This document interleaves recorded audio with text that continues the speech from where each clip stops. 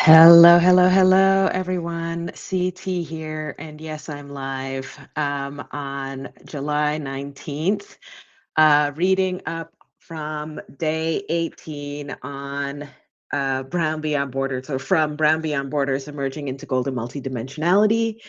So this month I've been doing a little experiment that I'm calling the Audio Lab. I know so many of you love to listen to your books. And since I'm getting ready to eventually record in public the official audiobook for Brown Beyond Borders, I wanted to practice out loud with you first. So every single day this month, I'm pulling up a chair, reading a few pages of my memoir right here. And if you're on the free list, these daily drops will stay open for just a few days before they head into the archives for my paid subscribers. And yeah, and if you want to keep up or see any of these other things before they've been or after they've ended up behind the paywall, subscribe. You can subscribe on a monthly basis. Even if you subscribe for 1 month, you get the ebook free. And then you can listen to all of the drops in whatever sequence that you want. And also for as long as you want, for as long as you're subscribed monthly. Or, of course, the annual plan will give you access to all of the audio recordings for the entire year. So if you're still on the free list, which is absolutely fine, make sure you keep up. If you ever miss a session or you want to unlock the whole archive to listen at your own pace, upgrade to a paid subscription at any time. So today I'm going to read chapter 10, The Birth of the Soul's Vision, and only the first half. It's a little bit of a longer passage, so we're just going to stick with the first half of it. Without knowing it at the time, I now understand that many of my early career struggles stemmed from my expectation that the American dream would be attainable for someone like me. But life was showing me that my path would lead in another direction entirely, towards my soul's vision. I invite you to read on as I further describe my experiences on Maui. A few transformative months shattered my preconceived notions of what success meant. A vision of golden children, coupled with the messages from The Secret, ignited a spark of hope and possibility. The traditional American dream was not the only path to success. I embarked on the path of my emerging soul, looking beyond societal limitations and embracing the inherent multidimensional potential of every individual. Meanwhile, the stark contrast between the golden children vision and the reality of the workplace, followed by a challenging journey through a dark night, led me to a profound realization. We all have a role to play in creating a world that honors the dignity and potential of every human being. All these events taught me that the soul journey I was on was not just a personal aspiration, but a vision for a better future, a light at the end of the tunnel.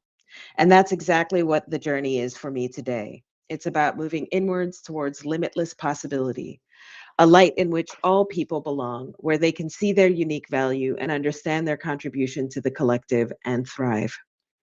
The following anecdotes entertain and explain how I began to embrace this concept of the soul's vision, which I continue to mold and redefine to this day as I navigate the challenges and wonders that unfold before me and invite my participation.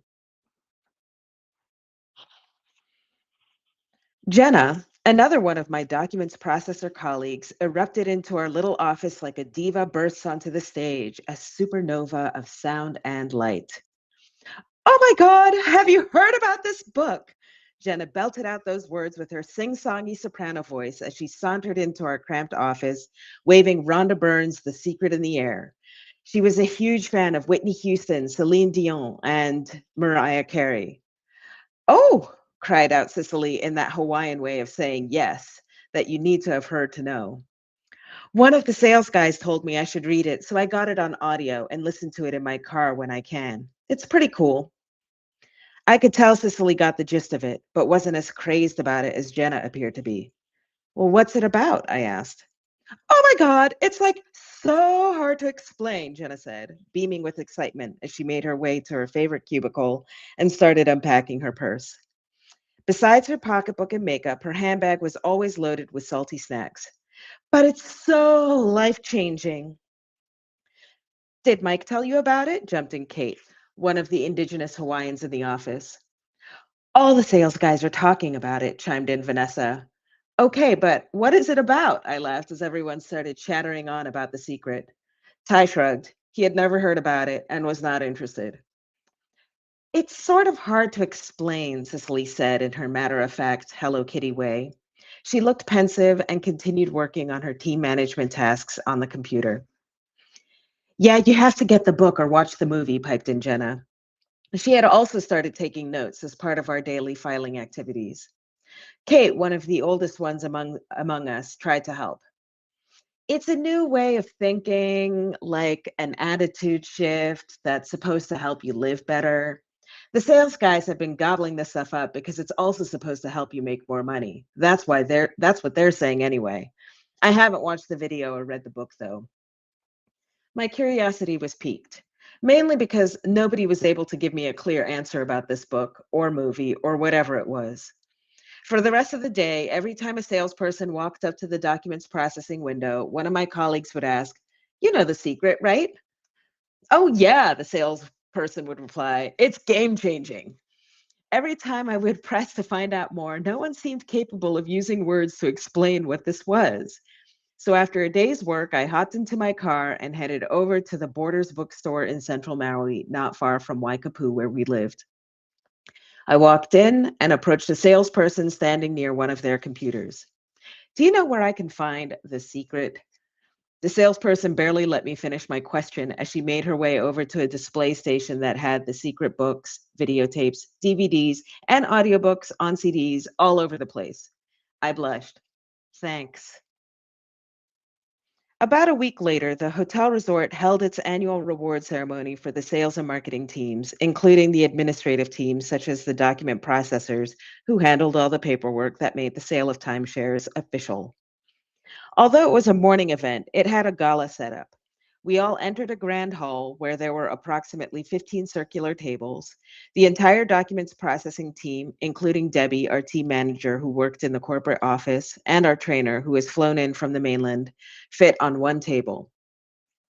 There were a few rallying speeches from sales leadership, as well as an inspirational video featuring a few world renowned, inspirational, and successful executives. Then the moment everyone was there for, the award ceremony. Honestly, I didn't know what to expect, as this was my first time in this sort of environment. Attending the event was no different from attending work. My sweetheart and I stuffed ourselves into our car alongside with his bike. We pulled over off the highway by central Maui, took off our shoes, walked towards the beach where we enjoyed our coffees, and chatted with each other about all sorts of things. My golden children insight from the previous week had remained with me and followed me for a long while. The same day that the voice appeared to me, I began seeing golden children nearly everywhere, even among people whose ethnic backgrounds I had never thought to consider. We weren't black, we weren't white. There are no so called races. We were all golden. This insight may have persisted and repeated itself in my consciousness because I had started to listen to the secret audiobook. Listening to its law of attraction principles made me feel good, better than I had honestly felt in a long time. On my morning drives, sitting behind the steering wheel, I would catch more and more whales leaping out of the ocean, pass beaches with surfers, and listen to Rhonda Byrne's soothing voice. Despite the shifting attitude, there was still a little nagging voice that kept reminding me that I could be doing something else. Timeshares? Really? I looked around the room. It was filled with all the employees of the timeshare division of the resort hotel where we worked. From the doling out of awards, you would think that most of the employees were salespeople. They need a lot of encouragement, said Cicely, not quite rolling her eyes. We watched on as another salesperson jumped out of her seat in utter surprise and bounced her way to the stage to accept her trophy and hear some kind words listing her accomplishments, 7 figures in her first year with the company, etc. After the 10th award had been handed out, I realized something. Every salesperson who went up on stage appeared to be Caucasian or of European ethnicity. There wasn't a visibly golden child among them anywhere. This wasn't upsetting to me, but I did find it odd given my golden children revelation from just a few days previous. Before we wrap up our event today, all the accolades we have bestowed on our sales team would not have been possible if it weren't for this very special team that works in the background. Year on year, their work has improved. Now, clocking in a record time of under 8 minutes, they process more contracts in less time than any other documents team I've worked with. And you know, I've been in this business for nearly 20 years now. That was the sales director, Rocco, a wonderful guy who moved to Hawaii more than a decade prior. As far as I could tell, he was from the mainland and also not golden, but everyone could see his golden heart from miles away. Everybody, he continued, give a standing ovation to the documents processing team.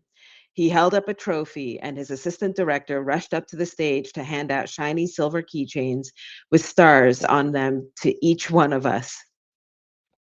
I was proud in that moment, taken by surprise and surprised by my pride as well.